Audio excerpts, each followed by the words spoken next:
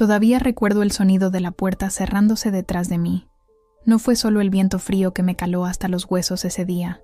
Fueron sus palabras. Por fin me voy a casar con una mujer rica, hermosa e inteligente. ¿Alguien como tú? No tienes nada que ofrecer.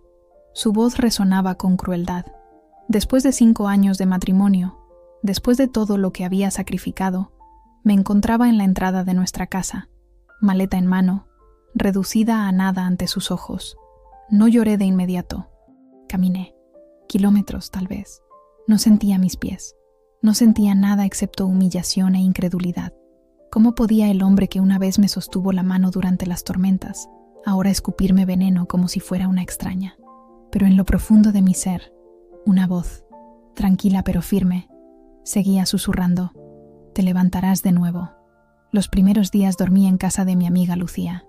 No me atrevía a contarles a mis padres en Sevilla. Mamá ya tenía suficiente con la enfermedad de papá, y yo, su única hija, siempre había sido la fuerte, la que nunca daba problemas. ¿Cómo explicarles ahora que mi vida se había desmoronado en Madrid, lejos de ellos? No podía comer, no podía dormir, pero comencé a escribir todo, cada insulto, cada traición, porque sabía que algún día necesitaría recordar lo que había superado. La vida con Alejandro nunca había sido un cuento de hadas, pero tampoco esperaba que terminara así. Nos conocimos en la universidad, yo estudiando literatura mientras él soñaba con ser un gran empresario. Me enamoré de sus ambiciones, de la forma en que hablaba del futuro como si ya lo tuviera en las manos. Yo era la que cocinaba mientras él estudiaba hasta tarde, la que aplazó su maestría para que él pudiera hacer la suya, la que trabajó en 3 empleos diferentes para mantener nuestro pequeño piso en Malasaña mientras él buscaba inversores. «Cuando triunfe, será nuestro triunfo», solía decir mientras me besaba la frente. Yo le creí. Durante 5 años le creí. El cambio fue gradual. Primero fueron las cenas a las que ya no me invitaba. Son aburridas, cariño. Puro negocio. Luego las llamadas que atendía en otra habitación. Finalmente, las noches que no volvía a casa. Estoy cerrando un trato importante. Yo fingía dormir cuando llegaba oliendo a perfume caro que no era el mío. La tarde que me echó, había llegado temprano del trabajo. Encontré una corbata que no reconocía y, por primera vez, me atreví a revisar su teléfono. Las fotos estaban ahí. Él y una mujer rubia en restaurantes de lujo, en yates, en fiestas donde yo nunca había estado. En los mensajes, se burlaban de mí. «La pobrecita cree que todavía la quieres», escribió ella. «Es conveniente tenerla en casa. Cocina bien», respondió él. Cuando lo confronté, no negó nada. Se rió.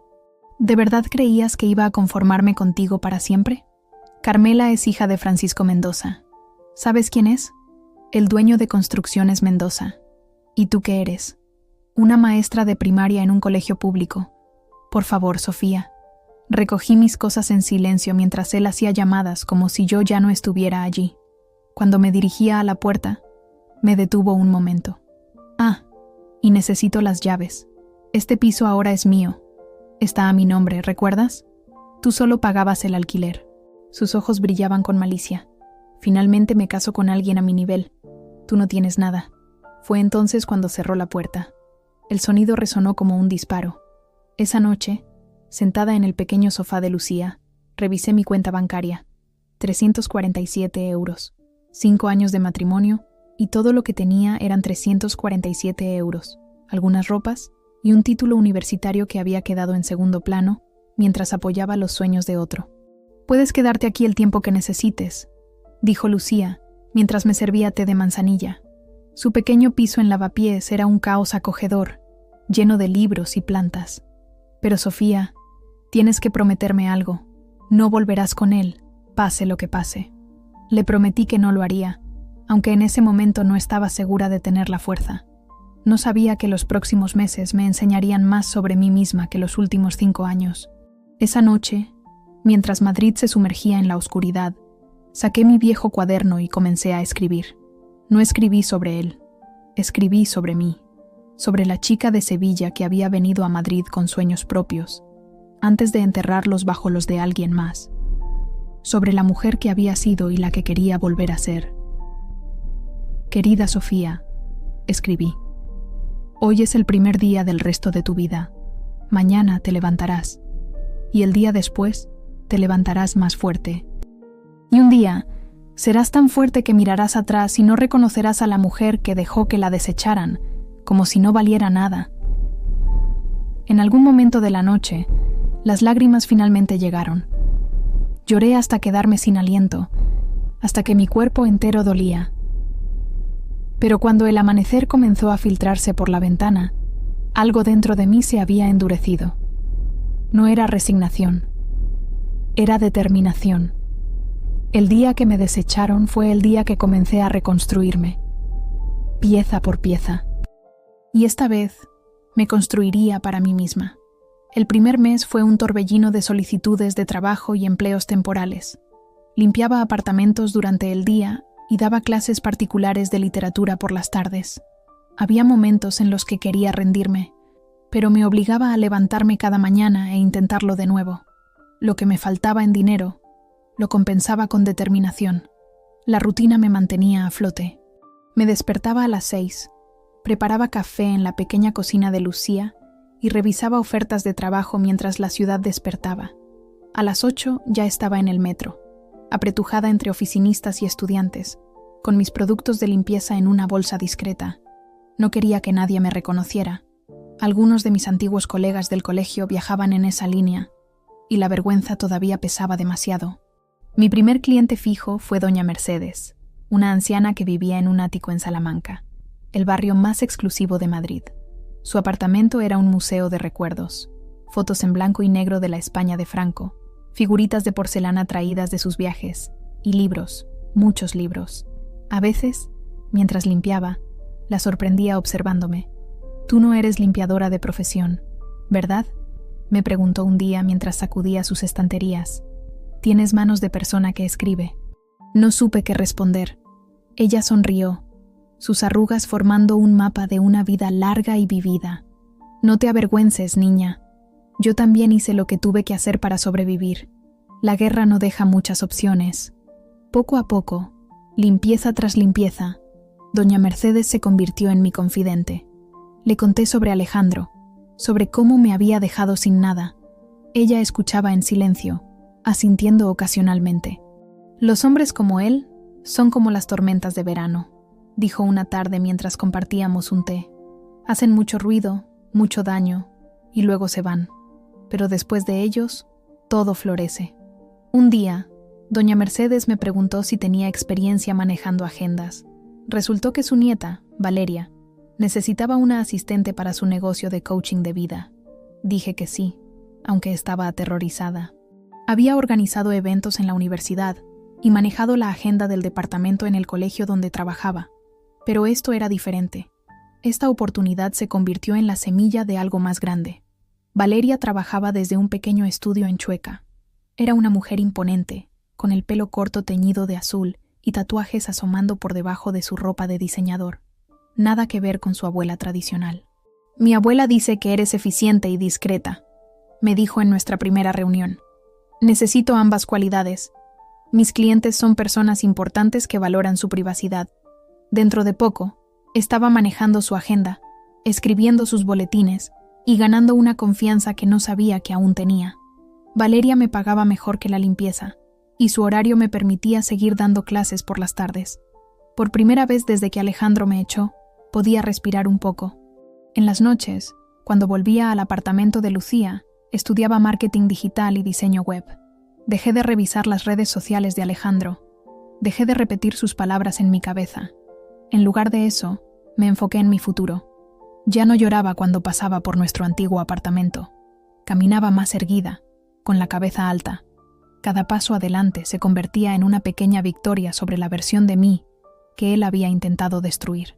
A los 3 meses, había ahorrado lo suficiente para alquilar mi propio estudio, un espacio minúsculo pero mío en el barrio de Tetuán. No era Malasaña ni Salamanca, pero tenía encanto. Balcones con geranios, bares de toda la vida donde los camareros te conocían por tu nombre, y una mezcla de vecinos españoles e inmigrantes que creaba un ambiente acogedor. La casera, doña Pilar, era una sevillana como yo que me hizo descuento en la fianza cuando supo de dónde venía. Las sevillanas nos cuidamos entre nosotras. dijo mientras firmábamos el contrato. Mi marido también me dejó tirada hace años. Ahora tengo 3 pisos y ni un solo hombre que me dé problemas. Mi pequeño estudio se convirtió en mi fortaleza. Pinté las paredes de blanco, compré plantas en el mercado de flores y rescaté muebles de segunda mano que restauré yo misma. Cada objeto tenía un propósito. Cada rincón reflejaba a la nueva Sofía que estaba emergiendo de las cenizas. Valeria notó el cambio en mí.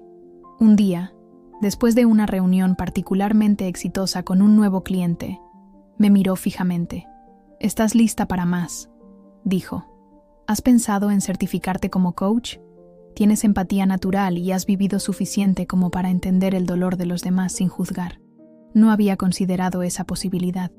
Siempre me había visto como maestra, formando a los más pequeños. Pero la idea de ayudar a adultos a navegar sus propias crisis, como yo estaba navegando la mía, resonó en mi interior. Con el apoyo de Valeria, comencé a estudiar coaching mientras seguía trabajando como su asistente. Mis noches se llenaron de libros sobre psicología positiva, técnicas de comunicación y gestión del cambio. A veces me quedaba despierta hasta la madrugada, absorbiendo conocimientos como una esponja sedienta. 6 meses después de que Alejandro cerrara esa puerta, di mi primera sesión de coaching a una clienta de prueba, Rosa, una amiga de Lucía que acababa de divorciarse. Estaba aterrorizada, pero cuando Rosa comenzó a hablar sobre su sensación de fracaso y su miedo al futuro, algo se activó en mí. Sabía exactamente qué preguntas hacer, qué decir para que viera su situación desde otra perspectiva. «Es como si hubieras leído mi mente», dijo Rosa al final de la sesión. «Por primera vez en meses, siento que puedo respirar». Esa noche, celebré mi pequeña victoria con una copa de vino barato y una videollamada con mis padres.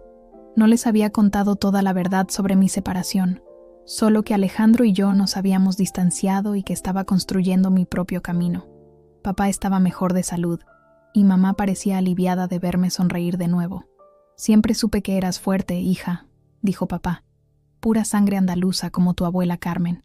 A medida que pasaban los meses, mi cartera de clientes crecía. Valeria me recomendaba a personas que necesitaban un enfoque más suave que el suyo, y yo comenzaba a desarrollar mi propio estilo. Mis experiencias se convirtieron en mi mayor herramienta. Entendía el dolor de la traición, la lucha por reconstruirse, el miedo a confiar de nuevo. Un año después de mi desechamiento, como lo llamaba en broma con Lucía, había transformado mi estudio para incluir un pequeño espacio de consulta.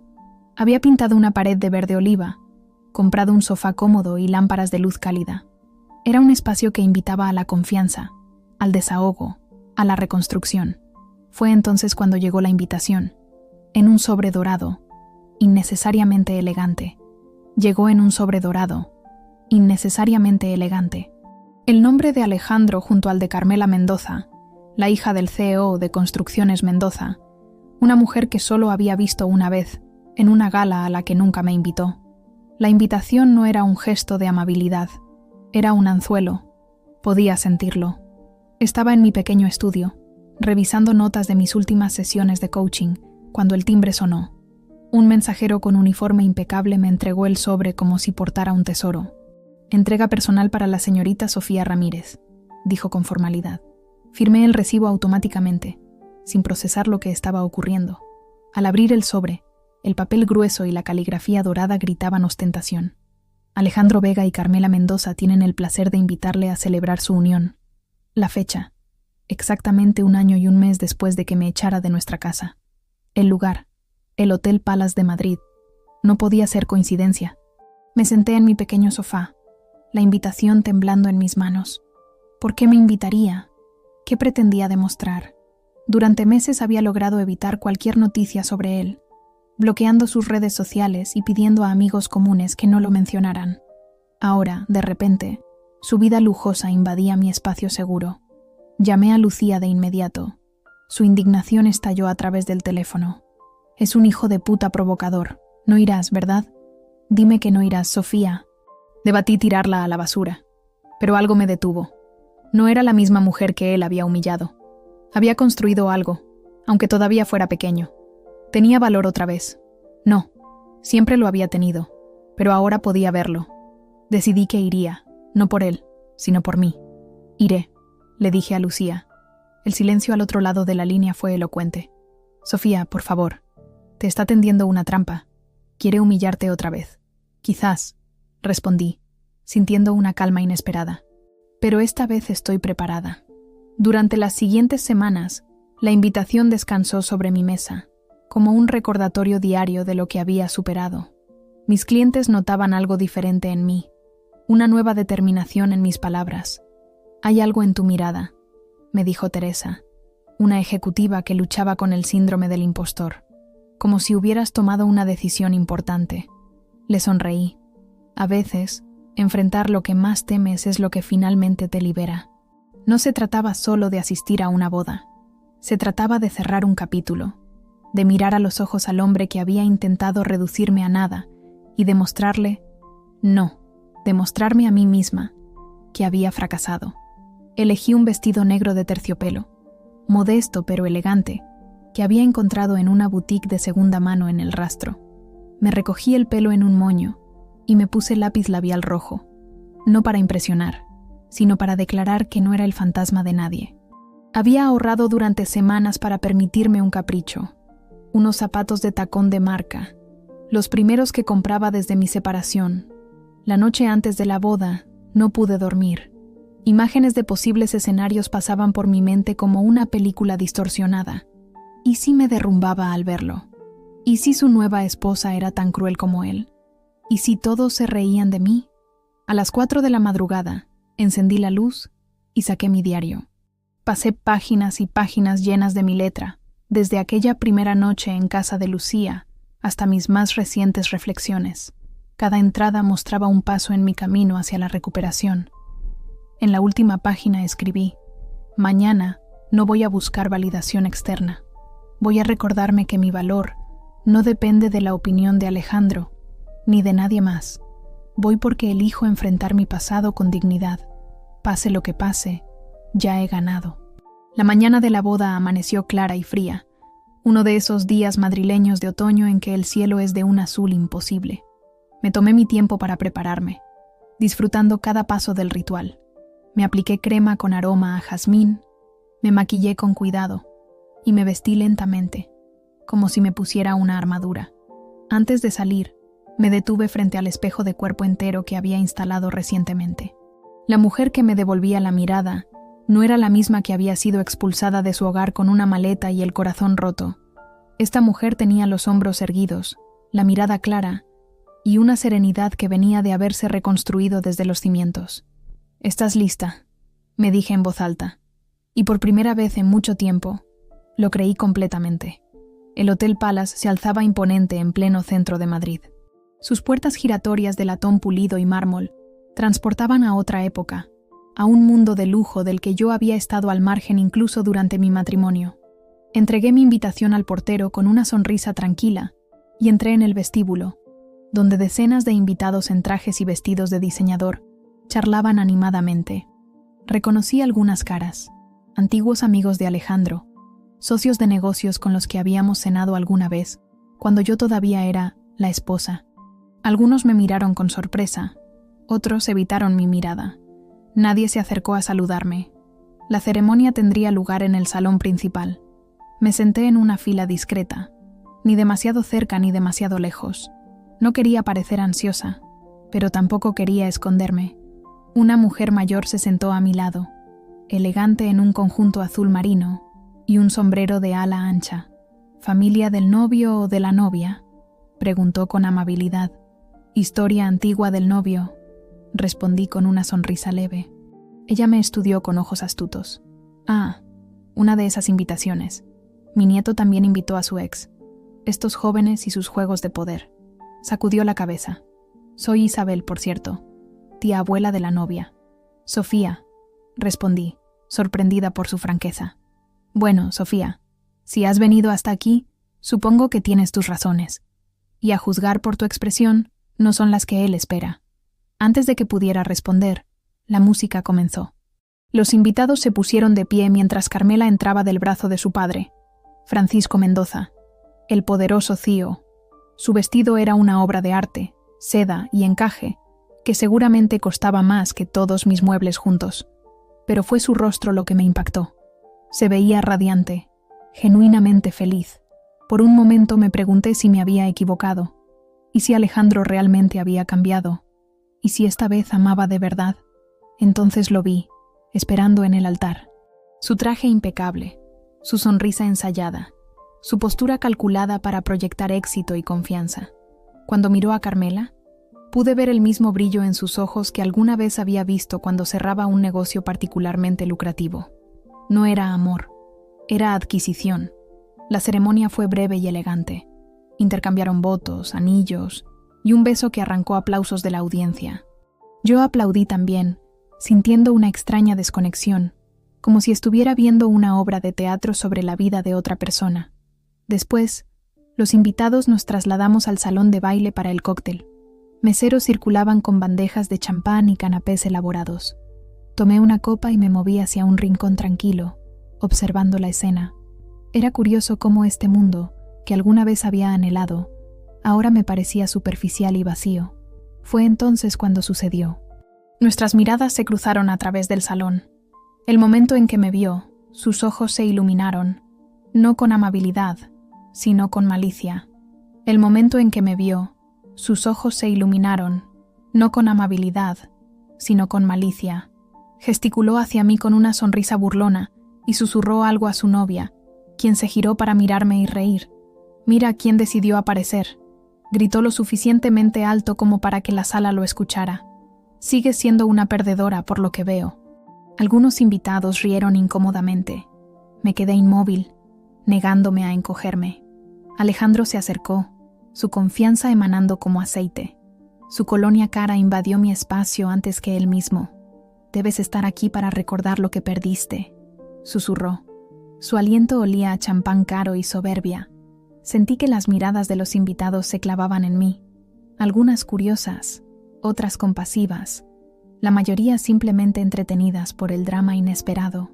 Carmela, su flamante esposa, se mantenía a distancia, rodeada de amigas que me observaban como si fuera una atracción de circo. «Te equivocas, Alejandro», dije, sorprendiéndome a mí misma con la firmeza de mi voz. «Estoy aquí para celebrar mi libertad». Su sonrisa vaciló por un instante, pero se recuperó rápidamente. «¿Libertad? ¿Así llamas ahora a la soledad? Mírate, Sofía. Ese vestido de segunda mano, ese intento patético de parecer elegante. ¿Crees que engañas a alguien?» Cada palabra estaba diseñada para humillarme, para recordarme mi lugar en su historia, la chica insignificante que había dejado atrás en su ascenso al éxito. Pero antes de que pudiera responder, una voz tronó desde el escenario donde la orquesta estaba preparándose para tocar. «¡Basta!». Francisco Mendoza, el padre de la novia, se puso de pie, sus ojos ardiendo de furia. «Siéntate, muchacho». Mi ex se quedó congelado, confundido. La sala quedó en silencio. Todas las miradas se desplazaron del joven empresario ambicioso al poderoso magnate cuya expresión había pasado de cortés a furiosa. Francisco Mendoza era una leyenda en el mundo empresarial español. A sus 60 y tantos años, seguía siendo una figura imponente. Alto, de hombros anchos, con cabello blanco perfectamente peinado y ese tipo de autoridad natural que no se aprende en escuelas de negocios. Hasta ese momento, había permanecido cordial pero distante durante la celebración, como corresponde a un hombre de su estatura. «Papá, solo estábamos», comenzó Carmela, pero su padre la interrumpió con un gesto. «No en mi presencia, no en la boda de mi hija», dijo con voz controlada pero potente. «Muestra algo de clase, por Dios». Alejandro, siempre calculador, cambió inmediatamente de estrategia. Su rostro se transformó en una máscara de arrepentimiento. «Por supuesto, señor Mendoza. Mis disculpas. La emoción del momento, ya sabe». Se acercó a Carmela y la tomó del brazo en un gesto posesivo. El patriarca me miró entonces, y algo en sus ojos me resultó familiar. No era lástima, gracias al cielo. Era reconocimiento. «Señorita», dijo, haciendo un gesto para que me acercara. «¿Podríamos hablar un momento en privado?» Un murmullo recorrió la sala. Alejandro palideció visiblemente. Carmela parecía tan confundida como el resto de los invitados. Con el corazón martilleando en mi pecho, pero la cabeza alta, atravesé el salón hasta donde estaba Francisco Mendoza. Por aquí, indicó, señalando una puerta lateral que daba a una pequeña terraza. Le seguí, consciente de las decenas de miradas que nos acompañaban. La terraza ofrecía una vista privilegiada del Paseo del Prado, con el Museo Thyssen-Bornemisza iluminado frente a nosotros. Madrid brillaba bajo el cielo nocturno de otoño. Mendoza sacó un puro, pero no lo encendió. «Sofía Ramírez, ¿verdad?», preguntó, aunque por su tono quedaba claro que ya conocía la respuesta. «Sí, señor», respondí, tratando de entender qué estaba sucediendo. «No acostumbro a interferir en los asuntos personales de mi hija», comenzó, haciendo girar el puro entre sus dedos. «Ni siquiera cuando se empeñó en casarse con una revista como Vega. A esta edad, he aprendido que los hijos deben cometer sus propios errores». Hizo una pausa, mirándome directamente. «Pero hay líneas que no permito que se crucen en mi presencia. La crueldad gratuita es una de ellas. Agradezco su intervención, señor Mendoza, pero no era necesario», dije con toda la dignidad que pude reunir. «Vine preparada para enfrentar a Alejandro». Una sonrisa leve cruzó su rostro. «No lo dudo. Tengo entendido que ha construido algo bastante impresionante en el último año». Lo miré sorprendida. ¿Cómo sabía él sobre mi vida? «No parece el tipo de hombre que investiga a las exesposas de sus yernos», comenté, arriesgándome a ser directa. Su risa fue genuina. «Cierto, no lo soy. Pero sí soy el tipo de hombre que investiga a fondo a quienes proporcionan servicios a mi empresa. Y su nombre, señorita Ramírez, ha aparecido repetidamente en los últimos meses». Mi confusión debió ser evidente, porque continuó. «Consultoría Valeria, ¿le suena? La contratamos para un programa de bienestar corporativo hace 6 meses. Su fundadora nos presentó un proyecto impresionante, pero fueron sus palabras. Sí, específicamente las suyas, en la propuesta las que me convencieron». Recordé aquellas semanas frenéticas en que ayudé a Valeria a preparar la propuesta para un cliente importante. Nunca me había dicho que se trataba de Construcciones Mendoza. «El programa ha sido un éxito», continuó. «Nuestros índices de burnout han bajado un 30%.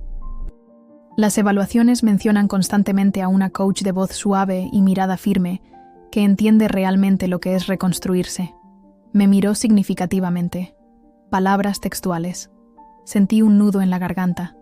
Había trabajado con varios empleados de una gran constructora. Sí, pero nunca hice la conexión. Valeria manejaba los contratos. Yo solo hacía mi trabajo. «El mundo empresarial es pequeño, señorita Ramírez», dijo Mendoza. «Y más pequeño aún el de las personas que realmente saben escuchar». Antes de que pudiera responder, la puerta de la terraza se abrió.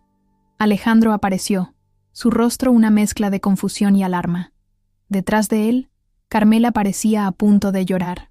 «Señor Mendoza, la orquesta está lista para el primer baile», dijo Alejandro, tratando de sonar casual.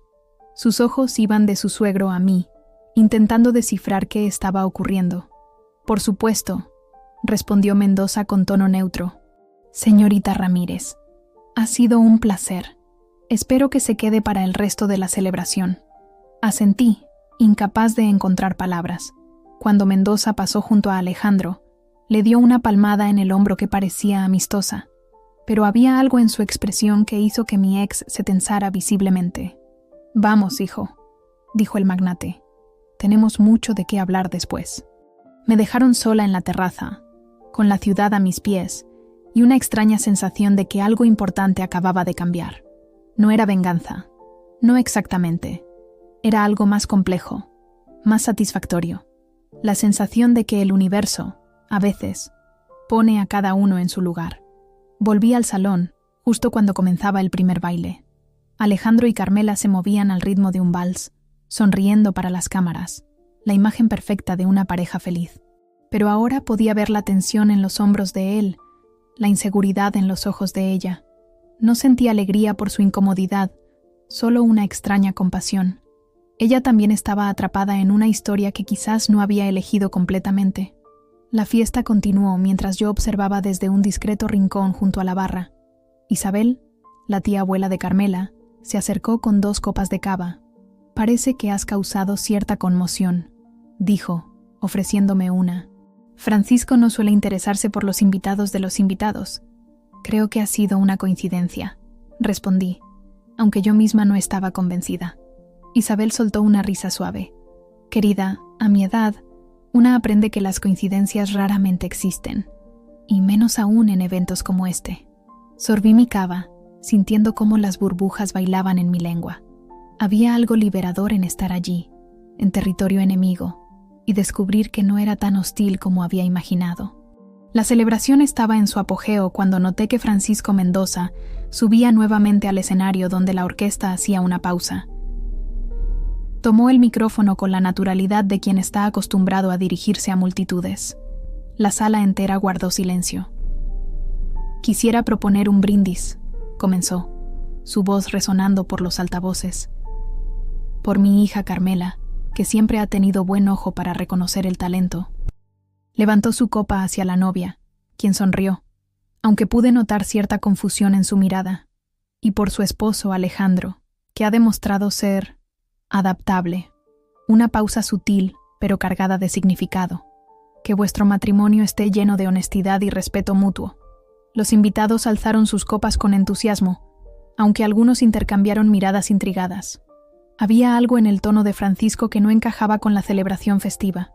Y ya que estamos reunidos los principales actores del sector inmobiliario de Madrid, continuó, me gustaría compartir una noticia. Construcciones Mendoza iniciará el próximo mes su programa de bienestar corporativo a nivel internacional. Murmullos de interés recorrieron la sala. Era bien sabido que la empresa había resistido durante años la tendencia hacia políticas de conciliación y bienestar laboral. Este programa, continuó Francisco, diseñado por Consultoría Valeria e implementado por un equipo excepcional de profesionales, ha demostrado que el bienestar de nuestros empleados no es un lujo, sino una inversión inteligente. Sus ojos recorrieron la sala hasta encontrarme. De hecho, tenemos con nosotros esta noche a una de las arquitectas de este éxito. Extendió su brazo en mi dirección. Sofía Ramírez, cuyo enfoque ha transformado la manera en que nuestros directivos abordan el liderazgo. Sentí como decenas de miradas se volvían hacia mí. Alejandro, que estaba bebiendo champán, casi se atraganta. Su rostro era un poema de incredulidad y horror creciente. ¿Esta mujer?, dijo Francisco señalándome. Es la razón por la que confío en que esta empresa aún tiene alma. Los murmullos aumentaron. Se bajó del escenario y caminó hacia mí con paso decidido. Ella ayudó a mi empresa durante una crisis, de manera discreta, eficiente y fuera del radar. Es la única razón por la que el proyecto de tu startup llegó a mi escritorio. Añadió, mirando directamente a Alejandro. Mi ex palideció. Carmela miraba entre nosotros, confundida y traicionada. A mi alrededor, los invitados contenían el aliento, conscientes de estar presenciando algo fuera de lo común. ¿De qué está hablando, papá?, preguntó Carmela, su voz temblorosa. Francisco Mendoza mantuvo su mirada fija en Alejandro. Cuando descubrí quién eras realmente y con quién te casabas, te di una oportunidad por cortesía hacia mi hija. Pero la manera en que acabas de tratar a tu ex esposa sacudió la cabeza. No solo eres irrespetuoso, eres reemplazable. El silencio que siguió fue ensordecedor. Carmela miró a su marido, luego a su padre, y finalmente a mí, como si intentara unir piezas de un rompecabezas, para el que no tenía el modelo completo. ¿Conocías a Sofía?, preguntó Alejandro a su suegro, su voz apenas un susurro ronco. No personalmente, hasta hoy, respondió Francisco. Pero he leído cada informe de sus sesiones, cada propuesta que ha elaborado. Su nombre apareció en mi radar hace 3 meses, cuando los índices de satisfacción laboral de nuestro departamento de arquitectura se dispararon. ¿Quién es esta mujer?, pregunté. Una coach que sabe escuchar, me dijeron. Alguien que entiende lo que significa ser desechado y encontrar valor en ello. Hizo una pausa, como calibrando sus siguientes palabras. Cuando mi equipo investigó su trayectoria para ofrecerle un contrato más amplio, descubrimos su conexión contigo. Una curiosa coincidencia, ¿no crees? La mujer que desechaste como sin valor resulta ser exactamente lo que mi empresa necesitaba. Alejandro parecía empequeñecerse con cada palabra. Su imagen cuidadosamente construida de triunfador se deshacía ante mis ojos. Por primera vez desde que lo conocía, parecía completamente fuera de control. Señor Mendoza, intentó decir. Debe haber un malentendido. Sofía y yo simplemente nos distanciamos. Fue algo mutuo. ¿Mutuo? La voz de Valeria se alzó desde algún lugar entre los invitados. Mi mentora, con su pelo azul brillante, avanzó hacia el centro de la escena. ¿Llamas mutuo a echar a alguien de su casa con una maleta y 347 euros en el banco después de que pagara tu máster? No sabía que Valeria estaba invitada. Pero claro, su consultora ahora trabajaba con Construcciones Mendoza. Todo encajaba. «Basta», dijo Carmela con lágrimas en los ojos. «Es mi boda. Se supone que hoy debería ser feliz». Mi corazón se encogió por ella. No merecía este espectáculo. Francisco pareció darse cuenta también, porque suavizó su tono. «Tienes razón, hija. No es ni el momento ni el lugar». Miró a los invitados. «Por favor, continúen celebrando. La orquesta tiene instrucciones de tocar hasta el amanecer». La música volvió a sonar, aunque nadie parecía de humor para bailar. Francisco se acercó a mí y me habló en voz baja. «Lamento haber usado su historia así, señorita Ramírez, pero hay lecciones que solo se aprenden de la manera difícil». «¿Por qué ahora?», pregunté. «¿Por qué no antes de la boda?». Sus ojos se ensombrecieron. Un padre sabe cuándo interferir y cuándo dejar que sus hijos aprendan por sí mismos. Hoy no se trataba de impedir una boda, se trataba de plantar una semilla. Vi a Carmela alejarse hacia una sala lateral, seguida por un Alejandro visiblemente alterado. Varias amigas de ella intentaron seguirla, pero Mendoza las detuvo con un gesto. «Necesitan hablar a solas», dijo. «Es hora de que mi hija conozca realmente a su marido». Valeria se acercó y me rodeó con su brazo. «¿Estás bien?», susurró. Asentí, sorprendida al descubrir que era cierto. No sentía triunfo ni venganza, solo una extraña paz. El hombre que había intentado destruirme estaba enfrentando sus propios demonios, pero eso ya no definía mi historia. «Deberíamos irnos», dijo Valeria. «Ha sido suficiente drama por esta noche». Estuve de acuerdo. Ya había visto lo que necesitaba ver. Los susurros y miradas de los invitados me seguían mientras nos dirigíamos a la salida, pero ya no me afectaban. En el vestíbulo, Francisco Mendoza nos alcanzó. «Señorita Ramírez», dijo, extendiendo una tarjeta. «Mi oficina la contactará el lunes. Tengo una propuesta que podría interesarle». Tomé la tarjeta por cortesía, aunque no estaba segura de querer más conexiones con el mundo de Alejandro. «No es obligatorio», añadió, como leyendo mi pensamiento. «Pero creo que tiene un don que no debería desperdiciarse». Valeria apretó mi mano en señal de apoyo. «Piénsalo, Sofía. Podrías ayudar a mucha gente». Asentí, guardando la tarjeta en mi bolso. «Lo consideraré». Mientras salíamos al fresco aire madrileño, sentí que un capítulo se cerraba definitivamente en mi vida. La humillación que Alejandro había intentado lanzarme había regresado a él como un espejo. Dejé la boda temprano, pero no con vergüenza. No necesitaba quedarme para ver la caída de Alejandro. Había presenciado suficiente. Afuera, el viento era fresco y tranquilo. Sonreí por primera vez en meses sin ninguna pesadez detrás de esa sonrisa. «¿Un taxi?», preguntó Valeria mientras cruzábamos la plaza de Neptuno. Negué con la cabeza. «Prefiero caminar un poco». Madrid de noche siempre había sido mi versión favorita de la ciudad.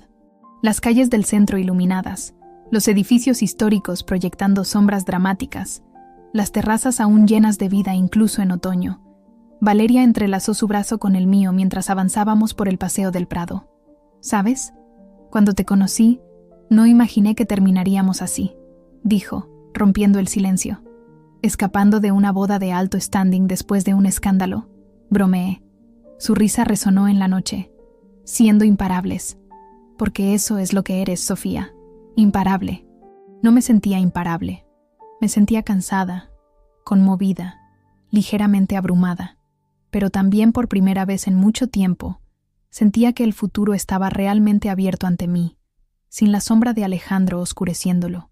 «¿Qué vas a hacer con la propuesta de Mendoza?», preguntó Valeria mientras nos deteníamos frente a la fuente de Cibeles. «No lo sé», respondí honestamente. «Una parte de mí quiere alejarse de todo lo que tenga que ver con Alejandro». «Pero él ya no define tu historia», dijo ella, repitiendo inconscientemente los pensamientos que habían estado dando vueltas en mi cabeza. «Si aceptas, será porque es bueno para ti, no por él». Llegamos a Gran Vía, bulliciosa incluso a esa hora. Los teatros estaban terminando sus funciones, vertiendo ríos de personas en la acera. Decidimos tomar algo en una terraza cercana. Pedimos 2 gin tonics y nos sentamos a observar el desfile nocturno de madrileños y turistas. Cuando abrí la invitación de boda, pensé que era su última burla, confesé. Pero resulta que el universo tenía otros planes. El universo, o Francisco Mendoza, sonrió Valeria. Ese hombre lleva preparando esto desde que supo quién eras. ¿Realmente crees que fue casualidad que te invitaran? La idea no se me había ocurrido. ¿Crees que Alejandro no envió la invitación? Oh, seguro que fue idea suya. Querría presumir, humillarte. Pero apostaría mi consultora a que Mendoza se aseguró de que la recibieras. Probablemente incluso sugirió sutilmente a su futuro yerno que sería interesante invitar a su ex. ¿Por qué haría eso? Valeria me miró como si fuera obvio, para ver de qué estaba hecho realmente el hombre que iba a casarse con su hija, y de paso, para darte la oportunidad de cerrar ese capítulo. No sabía si creerlo. ¿Tanto poder tenía ese hombre? ¿Tanta previsión? ¿O simplemente Valeria, con su tendencia a ver conexiones donde otros veían coincidencias, estaba exagerando? Esa noche, cuando regresé a mi pequeño estudio, me quité los tacones y me serví una copa de vino. Encendí una vela y me senté con mi diario.